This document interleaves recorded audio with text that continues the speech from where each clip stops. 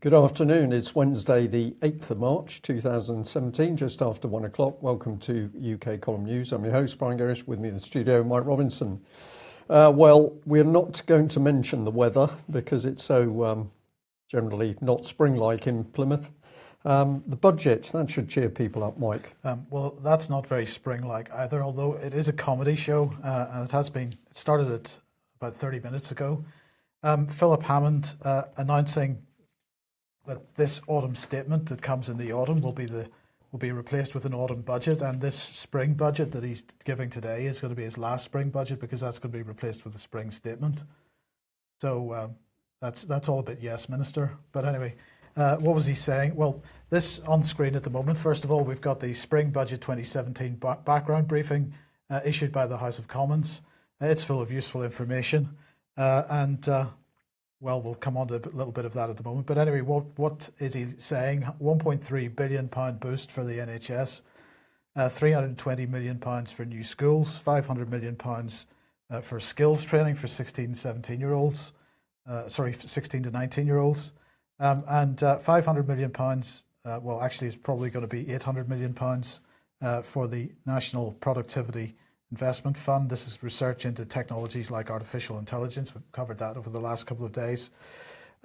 So it was interesting, this document, the spring budget background briefing. There's one graph in particular attracted my attention, and that was because if you remember back in January, Mark Carney had said that the savings rate, the amount of money that people are saving, has fallen towards pre-crisis lows, and consumer borrowing has accelerated notably. So Mark Carney in January giving a little bit of concern about the amount of money that people were borrowing at the moment. Well, also today then we had this, of course, this is talking about the European Central Bank. It's the headline from Bloomberg here saying, rising European bank deposits wind up at ECB as lending sputters. And what the point they're making here is that, of course, with negative interest rates, you would expect that any money that banks had would be being lent out and not being deposited at the central banks. And although this is Eurocentric, it applies to Britain as well. So why are they leaving money at central banks and not lending it out? Well, there could be two reasons. Policy decision that they're not going to lend, but of course they're leaving money on deposit at the European Central Bank because they need to meet the capital reserves that are required by the latest regulations.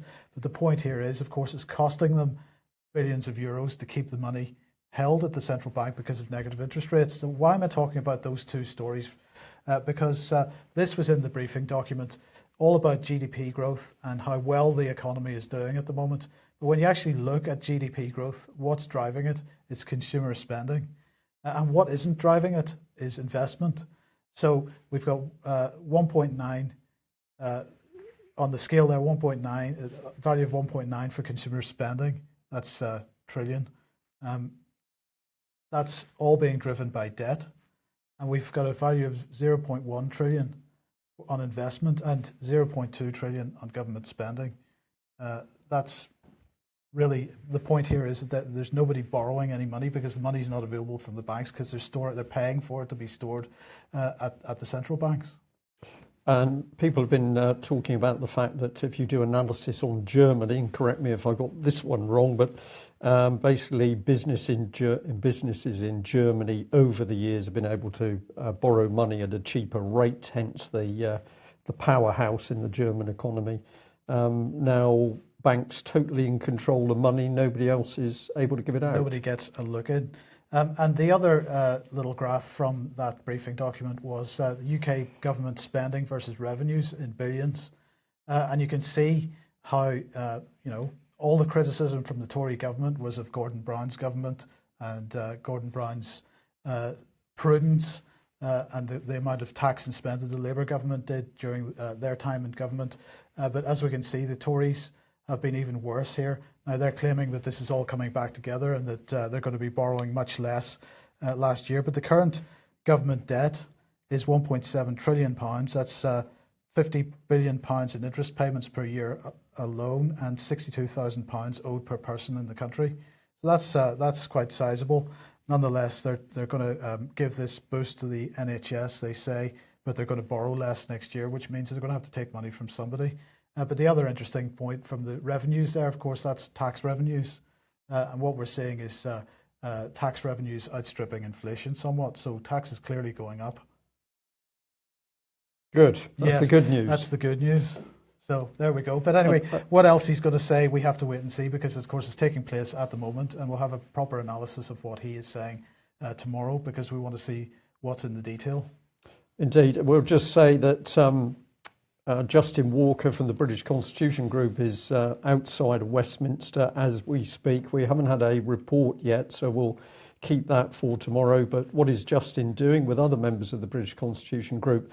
They're busy handing out leaflets pointing out that, of course, the whole debate over how much money the country has is false, because the government's taking money from international banks which create the money from nothing. And Justin is pushing hard for reconsideration of the Bradbury pound, which is basically introducing money as credit based on the wealth of the nation. We can point out now we've had to keep quiet on this for some time, but Mr. Corbyn, Labour leader, was amongst signatories to an early day motion about the Bradbury pound some time ago. He was all for it. He saw it as a way of dealing with this nonsense that there is no money. Now, all of a sudden, Mr. Corbyn has gone very quiet. He won't talk to Justin Walker. He won't debate the Bradbury. It appears he's under pressure, being silenced. Who knows what it is? But 180-degree turn, and we now have the Labour Party simply walking alongside the Conservatives with the lie of money created from nothing, loaned out to create debt. Yeah, 50 billion in interest payments a year, as we say. It's incredible. I pause, Mike. I don't know what to say anymore. Yeah. We'll smile and move on. Right, well, let's move on to WikiLeaks and Vault 7, the CIA hacking tools revealed. Well, what can we say about this? There's probably very little about it that should be a surprise to anyone. One thing that is of note, perhaps, is that the tools that have been sort of revealed in this release by WikiLeaks make the point, or suggest, that end-to-end encryption applications such as WhatsApp are pretty much unbreakable as far as the CIA is concerned. So in other words, they've got to find a way to get to compromise your television or your mobile phone or your computer. The timing of this is perhaps interesting because, of course, we've had all this stuff over the Russian intervention. And I'd like to really get a comment from Chris Bryant on this because, of course, he said that there's undoubted proof that it's the Russians that are intervening in people's elections. It's the Russians that are hacking. And if we listen to what Boris Johnson and Fallon were saying at the EU the other day, they were talking about more NATO cooperation with regard to cybersecurity against Russia. And yet we have this leak coming out now. So the timing's interesting because very suggestive as to who might be hacking what. So the timing interesting. The leaked document suggesting that the CIA could, in fact, hide their activities under the guise of being a foreign nation. But when we look at what they're actually doing, they've got keystroke loggers for Windows machines. They've got antivirus avoidance mechanisms. Apple Macs aren't immune from this. Plenty of tools for hacking those. I think the one that stood out most for me was the Samsung TV hack, the smart TV hack, where basically what they were doing was putting a piece of software on your TV, which made it appear as if the TV had switched off when you switch it off, but in fact the TV was still on, still monitoring conversations in your room. And if your smart TV had a webcam in it, then obviously still able to see what was going on in the room. This is really scary stuff because it means people absolutely no privacy in their own home. And who's watching them? Not even a government. This is rogue agencies who are simply doing what they want. Absolutely, but of course the question that has never really been answered is whether Samsung has that capability, for example, with their TVs, or if Apple has. I mean, Apple denies it, but other manufacturers of PC, laptops, and so on, we know that people cover up their and certainly security experts suggest that you cover up your webcam when it's not in use. Yeah. So it may not just be the CIA, but still interesting the timing of this release. We just add that, of course, GCHQ is implicated in all of this. Whenever you dig into these stories about the monitoring, the whole-scale monitoring of communications, we always come back to that special relationship between GCHQ and the American side, so CIA. So are we dealing with the British government and the American government, or are we dealing with so-called black ops, which is government bodies that are now out of control? I think it's the latter. Yeah. Well, we put a quick ad out again for the British Constitution Group Nottingham meeting. We encourage people to come to this meeting because we are providing the space for people to meet together, talk amongst each other, swap information, run workshops. People have said to us for a very long time they wanted more time to be able to mix and really do their own thing, I think is the expression. And so this really beautiful hall is now there ready to go. Tickets are going, so if you haven't got your tickets yet, we say get online and get a ticket. £10 is not expensive, and if this event is the success that we believe it will be, we will be in a good position to run further events of a similar nature, which is helping people get together, share work and experience. AV8? Well, Ian Crane, AV8 coming up 19th to the 22nd of May. There were 40 tickets left yesterday. There are less now. So if you want to go to that event, you need to get online and book, because I think this one is simply going to be sold out. And well done, Ian, for taking the trouble again this year to put on a really excellent event. Okay, now yesterday we mentioned this article in the Inditer magazine, Swedish Doctors for Human Rights denounce White Helmet's video, macabre manipulation of dead children and staged chemical weapons attack to facilitate a no-fly zone in Syria. Well, earlier today I spoke to the author of that, Professor Marcello Ferrato Donoli, well, I began by asking him about his work with Swedish professors and doctors for human rights.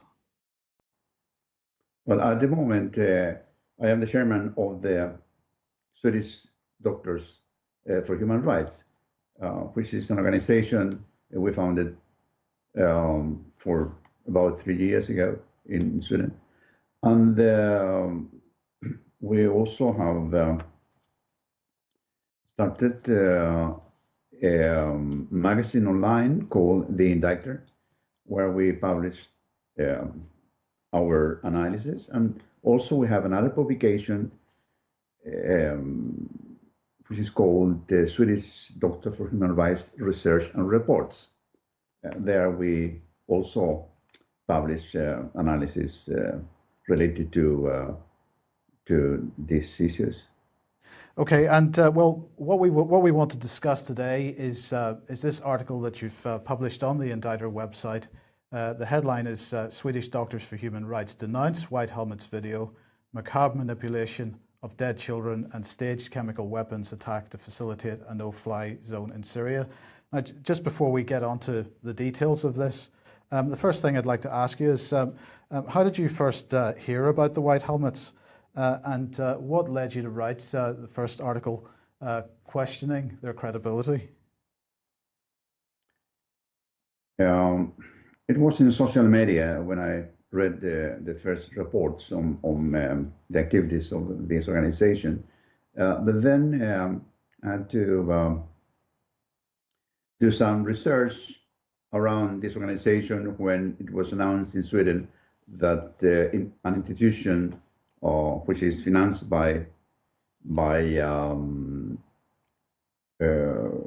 governmental funds, nominated and subsequently granted the White Helmets a prize, which is known as the Alternative Nobel Prize in Sweden. Doing research for that article, then I found the work by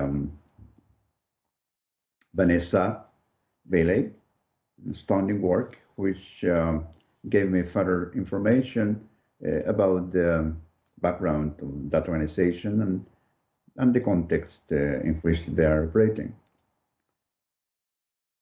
Okay, and and to what extent do you believe the White Helmets have been pivotal, shall we say, in prolonging the war in Syria? I will not say pivotal, but indeed they are a contributing factor in the in prolonging this conflict because they have been used to show that activities in the zone require more and more efforts from the part of the U.S. led alliance there, and fundamentally by the rebel groups that they are supported, financed, armed, and trained by Western countries trying to influence in the area. My understanding is that the White Helmets function like partly as an alibi for what is going on there. And then as long as their existence is put forward by the media, by the Western media, then the public will continue having that idea of that notion of atrocities that the same sources, the same powers that finance the White Helmets are trying to give to the public.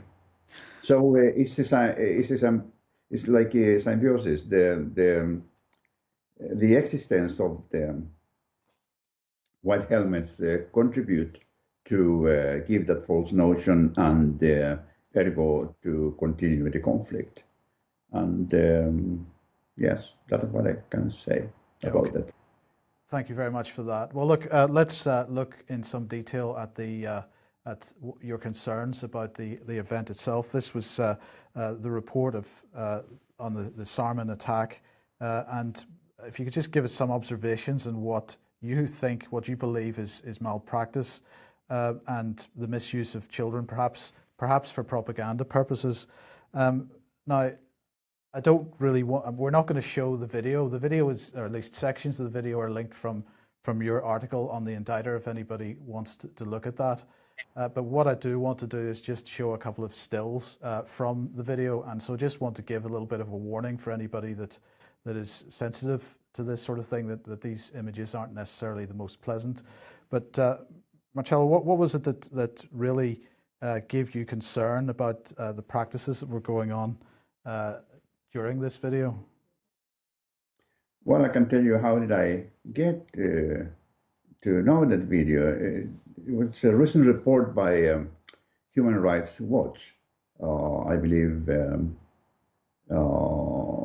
for 2 weeks before, or 2 weeks before that Oscar award was bestowed to that film about the White Helmets, and then in that publication from Human Rights Watch was undoubtedly supporting the claims done by the organization White Helmets.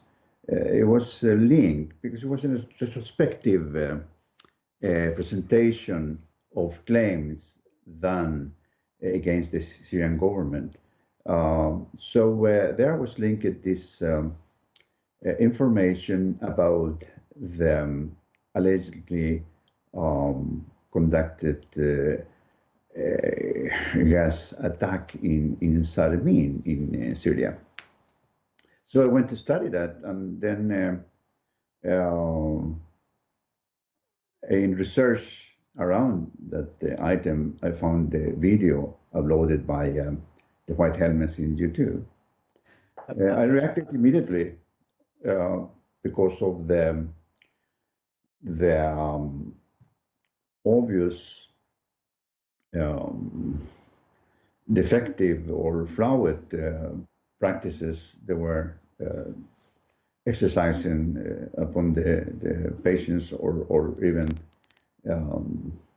dead children that were in that room. And then I contacted my colleagues in the Swedish Doctor of Human Rights, and we have some specialists in pediatrics and good clinicians, if I may say so, with vast knowledge and experience on these things. So I asked them to submit some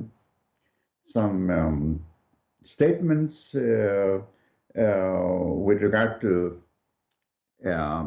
these events shown in the video. And those are the base of my article, which on behalf of the board of the Swedish Doctor of Human Rights, I published in the Indictor. Thank you. Right. Well, we've shown a couple of stills from this, but this has got to be the most horrendous section of the video, where this child is having a needle placed in their chest, and quite unpleasant use of that needle following its insertion. I mean, that particularly stood out for me. But even just the fact that children being placed on top of what appeared to be dead adults in the field hospital, and also the way that CPR was being delivered in some of these. Now, I'm not qualified, so I can't really comment on it, but it didn't look correct to me, and particularly this procedure did not look correct. And so, you know, to have a group of doctors look at this and give their assessment is quite powerful. But I mean, what are your comments on what you saw from a medical standpoint? Well, I would like to comment that the sequences you're showing, there we have, according to the statements of our doctors, we have a case of improper administration of intracranial injection, because in terms of life-saving procedures at that stage, CPR has to be administered first, and then the injection with adrenaline, and then immediately thereafter another CPR has to be exercised there with the patient. So those things are not observed in the sequence shown in the video. And the doctor reporting that, which is a colleague of name Lena Oske, she even hypothesized on that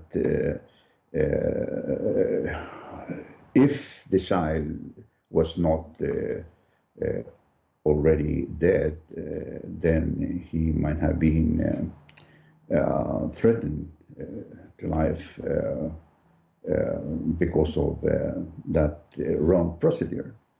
As a matter of fact, in another video uploaded by the same organization, which, if my translation is correct, they call themselves the Syrian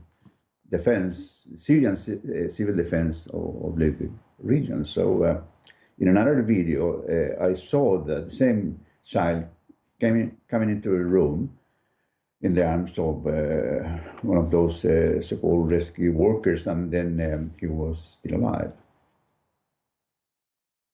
So he has passed away while in their care. Is that what you believe?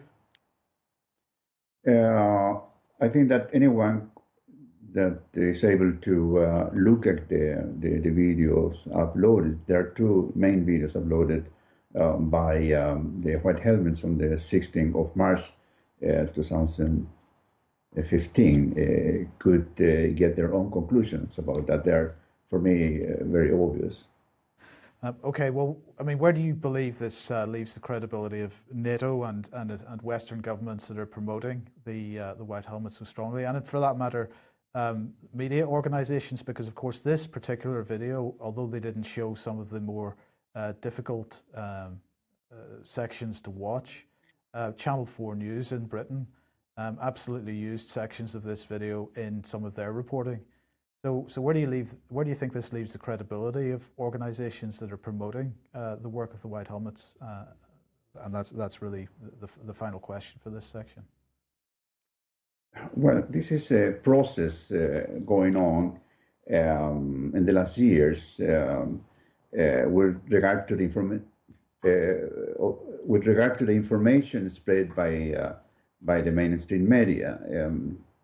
As you mentioned now, this video formed part of the report that the White Helmets delivered in a room in a closed door meeting organized by Samantha Powers in 2015.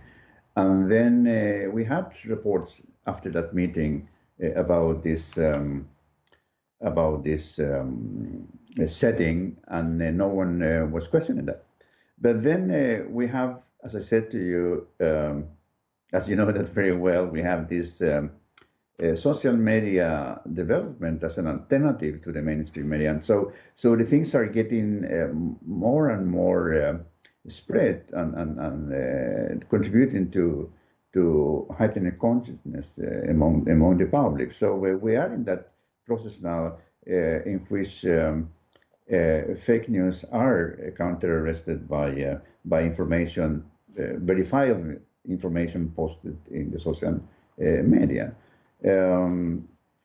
That's one thing, but on the other thing, you have to observe that officially, White Helmet still is getting credit by governmental institutions like the one I was mentioning in Sweden, providing them or granting them the Alternative Nobel Prize. Then we have the Hollywood thing there, giving them not directly to them, but to the documentary who was referred to their work, and so on and so forth. So paradoxically, all those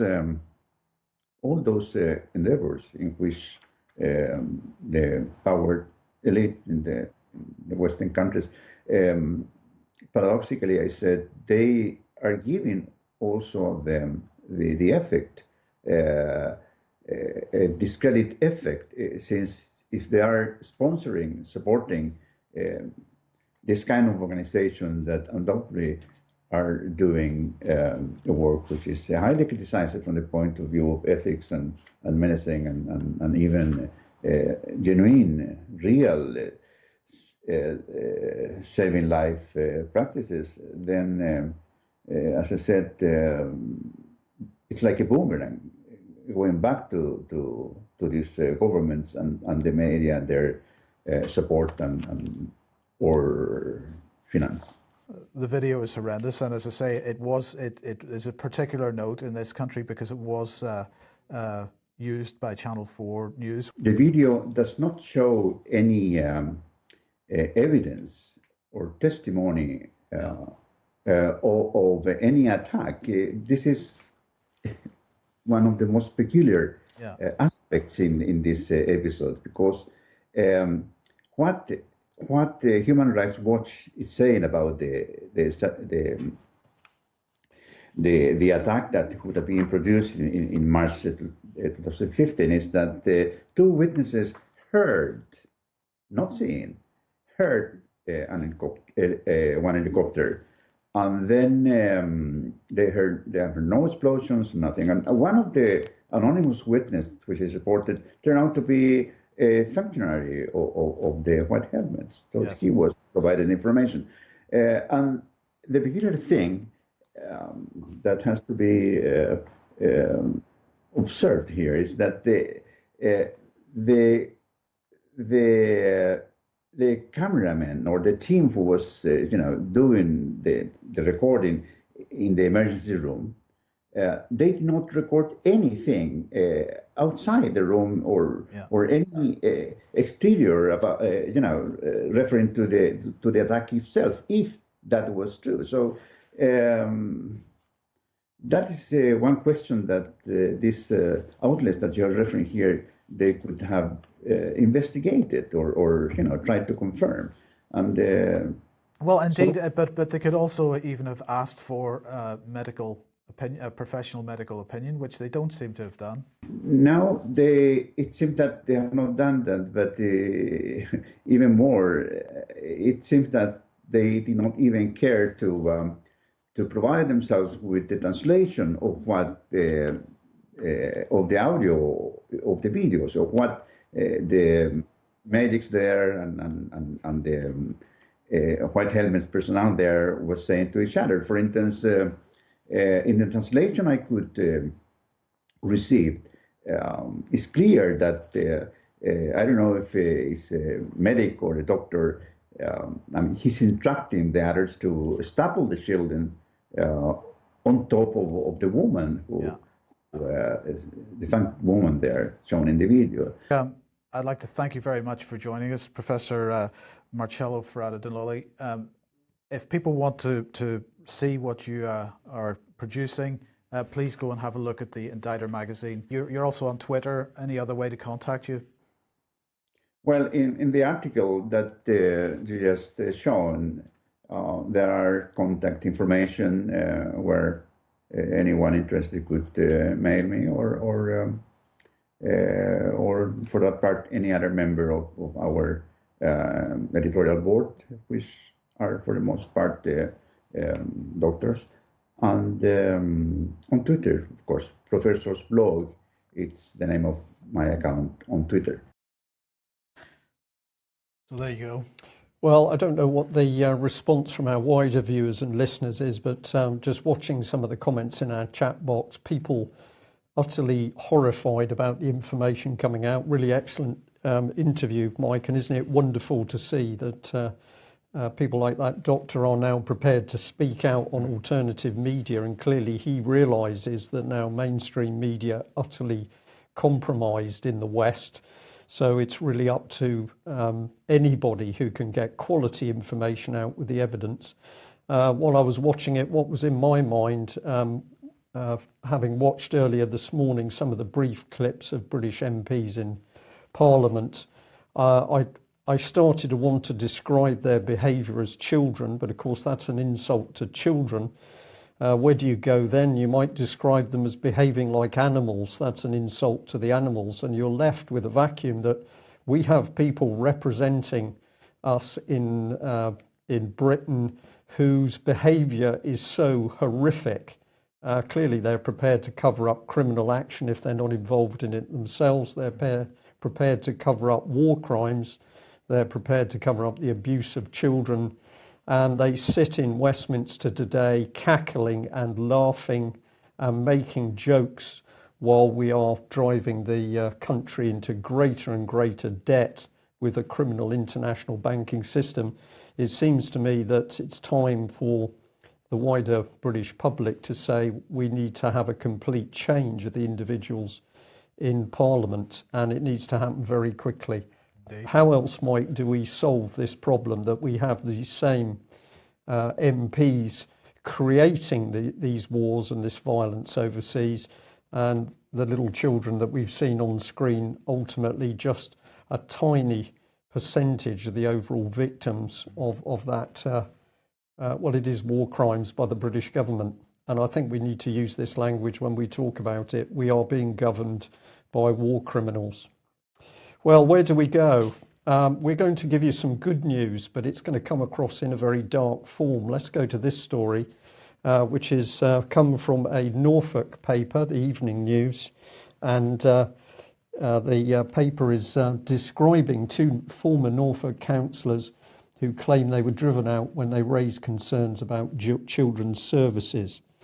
Now, what is particularly interesting is that we have a councillor, former policeman, UKIP, and we have a councillor from the Labour side. So this is really fantastic. We've got people now probably from totally different parts of society even, but they've come together even though they differ on what their political background is. So we've got former policeman and deputy leader councillor Stan Hebborn and former Labour councillor Deborah Gihawi, and they claim that a company called MP Law, the council's lawyers, heaped pressure on them when they began to question cases involving the Children's Services Department.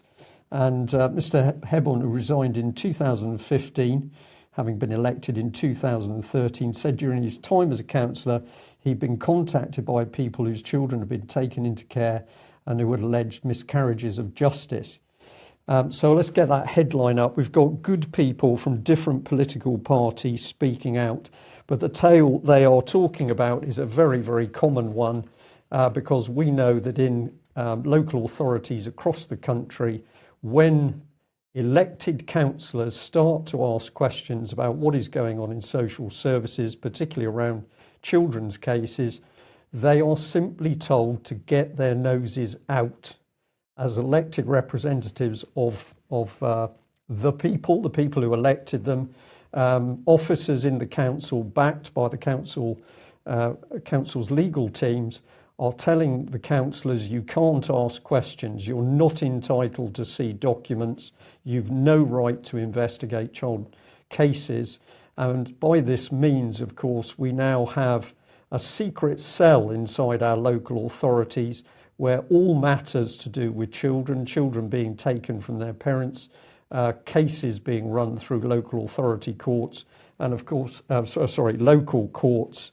We've also had the recent Devon and Cornwall case where an elderly man, his sister was put in prison because she took him out of the country to Portugal to put him in a care home in the sunshine. Anybody in the council that stands up and asks for answers gets put down. But what makes this case so interesting is we just did a little bit of research on MP law before coming live on the programme. Here they are. Welcome. How can we help you? There's the telephone number top right. I did phone that number, but I just get a recorded message, so I couldn't get any personal comment from it. But where are they based? Well, here we are, MP Law, Norfolk County Council, County Hall.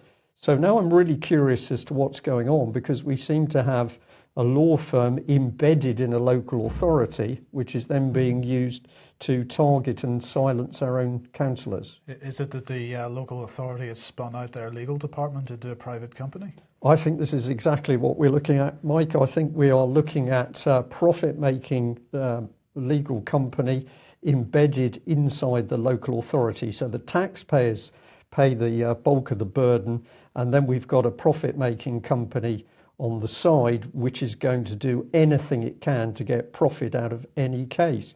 But we might be talking about a few people, 3 or 4, you might imagine, in a room. But unfortunately, that's not the case. So on their website, if you go for people, we've got a few listed. So this is not a 2 or 3 man woman operation, Mike. This is something else. But even that is not what's going on, because let's bring on some more faces. And if that's not enough, let's bring on some more faces. So all of this being run, it would appear, as a legal team within a local authority, and a legal team that this man in particular we should pay attention to, because he was a former police officer, Stan Hebborn, and he says the council's law department wanted him to hand over documents. These are the documents he had in relation to claims that children were being unlawfully taken. He said it felt like a fishing trip was being conducted to see what information he had and who could be incriminated by it. Gather in the evidence, see what is being produced to accuse the council or show defects in the council. And once you've got the evidence, of course, you can then work out how you're going to deflect it. So this former policeman was so incensed by the sheer number of cases brought to him and what he was seeing that he tried to ask questions inside the council, and then he is pressurised. And he goes on, he said he was constantly hearing from people who said their children had been taken away and that they would never see them again, but there seemed nothing I as a councillor could do to look into those cases. So this is not just an ordinary councillor, this is a trained policeman, realises something is wrong. What do the council do? They start to threaten him. Now let's bring in the other lady, because it becomes very interesting when we do that, because she has experience as a social worker, Deborah Gihawi. In 2012, she wrote to the then Director of Children's Services, Lisa Christensen, to say she had got involved in cases involving children's services where she felt poor social work practice was in danger of leading to, quote, miscarriages of justices in the removal of children. So this lady, brave enough to step forward and really say that there was something very, very serious going wrong. Is she praised? Is she encouraged? Is she supported? No, she's also pressurized and threatened. She was suspended from her city council duties amidst a claim from NP law. She had committed a criminal offence in sharing information about the case, although she was later reinstated and no further action was taken. And this lady tried and tried and tried to get this information out, but she was being bullied by the council with the help of that embedded law firm. So she said this: I was challenging the ivory tower, but they would hide behind it's in the best interests of the children. I said, I'm a counsellor, I need to know about it, but the information would never come forward. If we don't question things, who will? Now, I think this is an exceptionally brave lady, and I'm just going to highlight something here because it may be important or it may not, but I was fascinated with the lady's eyes in this picture because for me, those are almost pinpoint pupils. And I'm going to ask a question. Has this image been changed to undermine the lady? Now, if you think I'm clutching at straws here, I can say that a little while ago we had a conversation with a photographer who used to work at a particular local paper, and he was quite happy to say to us that the images of people's eyes were certainly changed because that could dramatically change the opinion the viewer may have of the individual concerned. So I'm just going to say I'm a little bit curious that image makes this lady look quite fearsome, I think would be a polite term, but she was doing the right thing. So was somebody trying to gently or not so gently undermine her. Now, praise where it's due, because we've got a UKIP councillor and a Labour councillor working together on what is right. Have a look at this Evening News article, because they are doing a specific investigation into children's services in Norfolk County Council. And these are some of the other articles that they list. And these are all quality articles, and the paper is still after information. I think that both these two individuals deserve a lot of praise, and perhaps if our viewers and listeners can make contact, or at least contact the local paper to say, well done, this may well be sufficient praise and impetus for people to come forward in other local authorities where we know where we know that the same bully boy tactics are being used to silence anybody asking about children.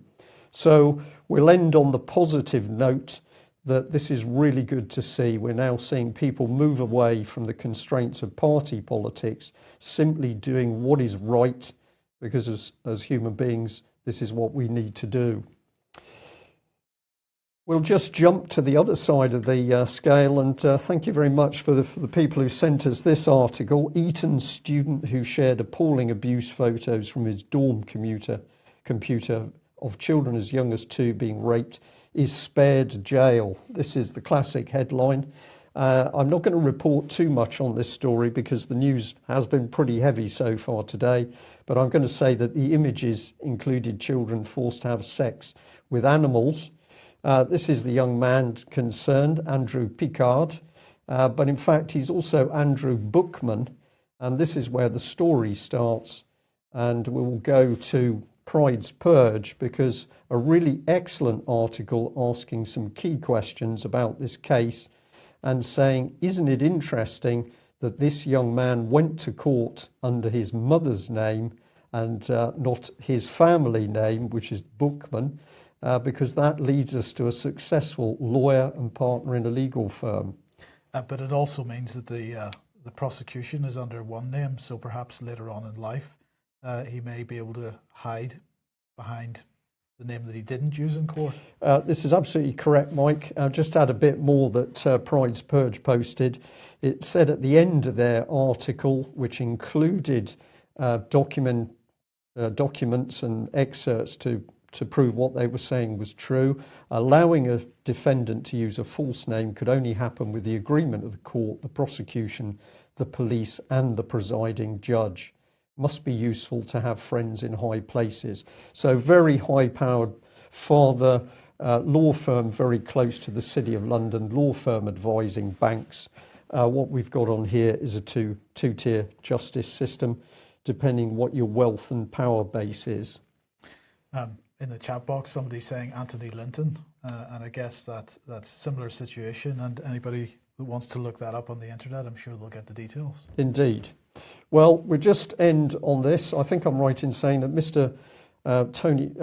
Tim Farron, was boasting in Westminster earlier this morning about Women's Day, International Women's Day, and there is a massive attack going on at the moment against women. Now, this does not work quite as people think. I've picked up on this article from Reveal. Hundreds of US Marines investigated for sharing photos of naked colleagues, these female colleagues. And some of the comments that have come out, this is from Sergeant Major Ronald Green. He says, "We need to be brutally honest with ourselves and each other. This behaviour hurts fellow Marines, family members, civilians. It's a direct attack on our ethos and legacy." So the Marines standing up and saying we shouldn't put up with this, and they're quite right. Goes on to say this: as Marines, as human beings, you should be angry by the actions of a few. Ultimately, we must take a look in the mirror and decide whether we're part of the problem or the solution. We need to realise that silence is consent. Do not be silent. I thought of you when I picked that up, Mike, because of course you've consistently said this. It is not enough to know and do nothing. You need to take action. But what I wanted to do is remind people that the attack on women, the attack on families, the so-called war of the sexes, this is created doctrine. It's very dangerous. One of the good sources was Christopher Story's book, The EU Collective Enemy of Its Member States. And this was part of the subversion matrix from a gentleman known as Thomas Schumann, who was a defector from the Soviet Union. And he warned that there was going to be an attack on Western society. And this is from an early version: law and order, social relations, security, internal politics, foreign policy. It's going to be made legislative, not moral, rights versus obligations. And the trouble is going to be spread into the intelligence services, the police and the military. Now, what is that really talking about? Well, let's put it in this context. The women are being used as a weapon to destabilise a sexualised military. You sexualise the men, then you put the women in, and that's when the problem starts. This is the thing in detail, but here it is. Security. What was the plan to cause problem? Penetration and demoralisation of intelligence community, police, military, brackets homosexuality. So the gay agenda was to be used for political purposes. Women in the military, said here very clearly, Mike. And what is the aim? It's to destabilise the American military. So the men are to be blamed. Of course, they have been heavily sexualised, as many families in other countries. You then introduce the women, then the problem starts, and what have you got? Chaos. So we need to look under the surface of what's really taking place in the country. And if you're caught up in a feminist movement, you are being played by the government. If you are caught up in a gay agenda movement, you are being played. Ultimately, these people are out to destroy all of us and our society. We'll leave it there. Thanks very much for joining us. Get your minds onto some lighter things today, but we need to recognise what's happening. We need to speak out, and we need to call things as they really are. Thanks for joining us. We'll be back same time tomorrow. Bye-bye. Bye-bye.